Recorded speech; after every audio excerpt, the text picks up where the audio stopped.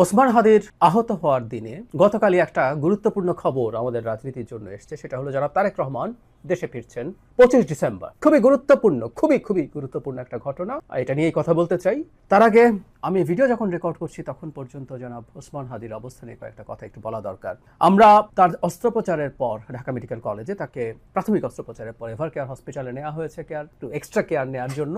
যতটুকু জানা গেছে তার বুলেট ট্রেইনের খুব মেজর অংশে ঢোকেনি, কিছু একটা অংশকে ছুঁয়ে বেরিয়ে গেছে। যদিও প্রচুর ব্লিডিং হয়েছে, ব্রেইন টিস্যু ড্যামেজড হয়েছে এবং উনি খুবই ক্রিটিক্যাল অবস্থায় আছেন, এটাও ফ্যাক্ট। আমরা আশা করব, আমরা কামনা করব, আমরা আমাদের প্রার্থনা করব হাদি ফিরে আসবেন, হাদিকে ফিরে আসতে হবে। আমরা সর্বোচ্চ চেষ্টা তো চলছেই এবং রাষ্ট্র প্রয়োজন হলে তাকে এয়ার অ্যাম্বুলেন্সে যদি স্টেবল অবস্থা হয় বিদেশে চিকিৎসার জন্য পাঠাতে, প্রয়োজন হলে সেখানে পাঠাতে, উনি ফিরে আসবেন। আমরা একটা অপ্রীতিকর ঘটনার ভিডিও আমাদের সামনে আসলো। সেটা হচ্ছে বিএনপি নেতা জনাব মির্জা আব্বাস ঢাকা মেডিকেল কলেজ হসপিটালে গিয়েছিলেন দেখতে হাদিকে।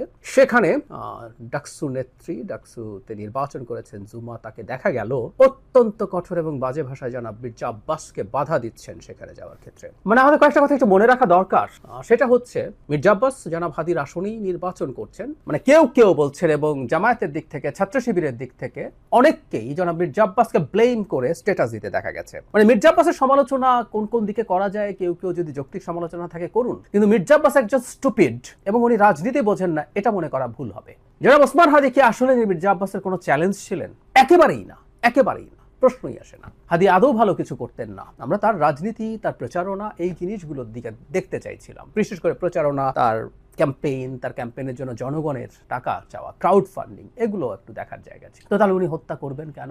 আর যদি কম্পিটিশনের পরিস্থিতি হয়ও এই হত্যার দায় তার দিকে যাবে, সেটা জেনে শুনেও তিনি হত্যা করবেন? উনি এত স্টুপিড না। মানে জামায়াত এবং শিবিরের একটা অংশ এবং জুমা সম্ভবত ইনকিলাব মঞ্চে ছিলেন একসময়, তাদের এই প্রবণতা, এই মানসিকতা অত্যন্ত নিন্দনীয়। আমি গতকালই একটা ভিডিওতে বলেছি যে আমরা নিজেদের মধ্যে যেন অন্তত কাদা ছোঁড়াছুড়িটা আপাতত না করি, কারণ এটা একটা বিরাট ঘটনা। ওসমান হাদিকে যখন টার্গেট করে কিলিং এর চেষ্টা করা গেছে তখন কে সেফ থাকবে? সমন্বয়করা আছেন যাদের উপরে অনেকের ক্ষোভ আছে, বিশেষ করে আওয়ামী লীগ এবং ভারতের কথা বলছি। নির্বাচন পিছিয়ে দেওয়ার একটা ষড়যন্ত্রের কথা শোনা যায়, আমরা কিছুটা জানি। এই চেষ্টা আছে, এই চেষ্টা থাকবে।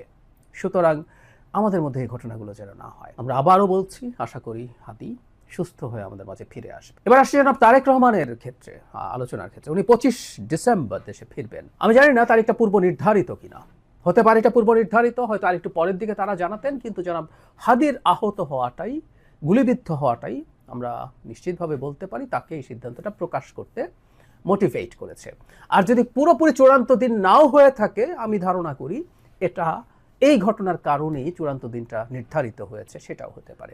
এভরিথিং ইজ পসিবল, বাট অত্যন্ত স্মার্ট, ব্রিলিয়ান্ট একটা সিদ্ধান্ত। ইয়াস, আমি মনে করি 25 তারিখ তিনি আসলে, আমি 25 তারিখের ব্যাপারে আমার যেটা অনুমান সেটা হলো ছুটির দিন। তিনি আসলে যখন তারিখ ঘোষণা করে আসবেন, ঢাকায় প্রচণ্ড জনসমাগম হওয়ার সম্ভাবনা আছে, নিশ্চিতভাবেই বলা যায়।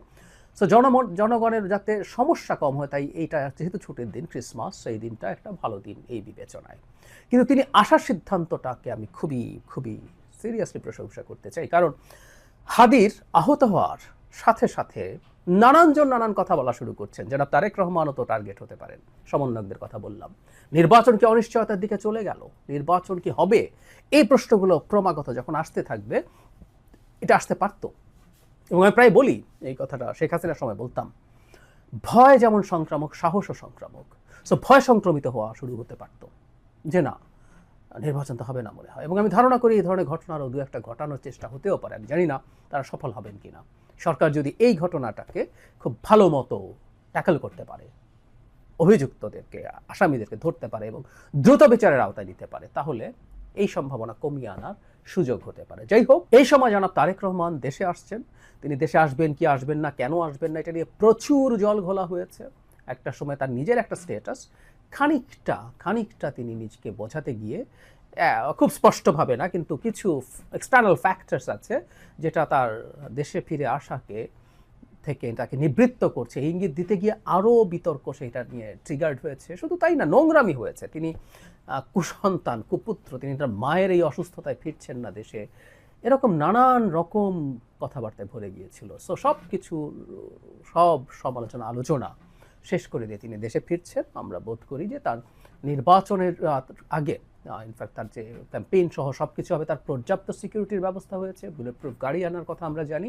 এর বাইরেও সরকার নিশ্চয়ই এবার বিশেষ করে ওসমান হাদির ঘটনার পর তার উপরে কতটা ঝুঁকি আছে সেটা বোধ করে তাকে প্রয়োজনীয় নিরাপত্তা, আমরা এসএসএফ এর কথা বলছিলাম, এসএসএফ এর আইন অনুযায়ী যে কাউকে এই ধরনের ভেরি ইম্পর্টেন্ট পার্সন ঘোষণা করে এসএসএফ এর নিরাপত্তা দেওয়া সম্ভব। সেরকম কিছু দিয়ে হলেও সেটা দিতে হবে। ইনফ্যাক্ট ওনার সুস্থ থাকা, বেঁচে থাকা, ওনার কোনো হামলার শিকার না হওয়া শুধু বিএনপি না, এই রাষ্ট্রের ভবিষ্যতের জন্য খুব গুরুত্বপূর্ণ ইস্যু হয়ে দাঁড়িয়েছে। যাই হোক, জনাব তারেক রহমানের এই সিদ্ধান্ততে এক্সপোজ করা খুবই গুরুত্বপূর্ণ কাজ হয়েছে এবং আমি বিশ্বাস করি, অনেকেই বিশ্বাস করেন, তিনি যখন দেশে ফিরে আসবেন বাংলাদেশের নির্বাচনের পথে যত বাধার চিন্তা বা বাধা তৈরি করার চিন্তা, নির্বাচনকে বানচাল করার চিন্তা যাদের আছে, সেগুলো শেষ হয়ে যাবে তা বলছি না, কিন্তু সেগুলো খুব বড় স্কেলে চাপে পড়বে, ধামাচাপা পড়বে, তারা ব্যাক ফুটে যাবে, এটা আমরা নিশ্চিতভাবে বলতে পারি। জনাব তারেক রহমান ফিরে আসুন, ফিরে এসে তিনি তার দলের নেতৃত্ব দিন, বাংলাদেশের ভবিষ্যতে একটা গণতান্ত্রিক সরকার গঠন করে সফলভাবে শেষ করতে চালিয়ে বাংলাদেশের গণতান্ত্রিক ব্যবস্থাকে শক্ত ভিত্তির উপরে দাঁড় করানোর দায়িত্ব এই মুহূর্তে ওনার, একটা গুরুত্বপূর্ণ রাষ্ট্রীয় দায়িত্ব তার উপরে আছে। আমরা আশা করতে চাই, আমরা বিশ্বাস করতে চাই সেই দায়িত্ব তিনি মোটা দাগে ভালোভাবে পালন করতে পারবেন। আসলে একটা ডিস্ট্রাক্টেড সিস্টেম শেখ হাসিনা যেটা ফেলে গেছেন, সেখানে থাকা তার দলেরও মধ্য থেকে তিনি শতভাগ দক্ষতা এবং সিনসিয়ারিটি এবং সততার সাথে তার প্রচুর মানে লোকজনকে পাবেন কিনা, টিম পাবেন কিনা, অনেকগুলো যদি কিন্তু উপর তার সাফল্য নির্ভর করে, কিন্তু আমি আশা করতে চাই তিনি তার এই দায়িত্বে সফল